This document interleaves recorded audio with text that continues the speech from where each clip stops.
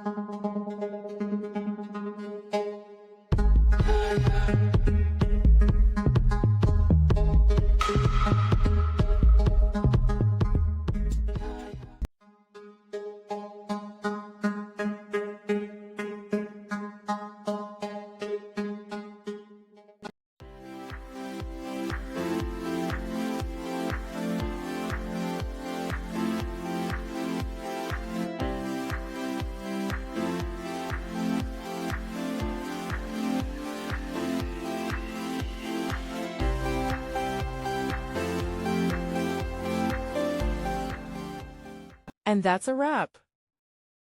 I hope you found the answer you were looking for. If you did, take a second to hit that subscribe button. It really helps out. And let me know in the comments which solution worked best for you. See you next time in the debug zone.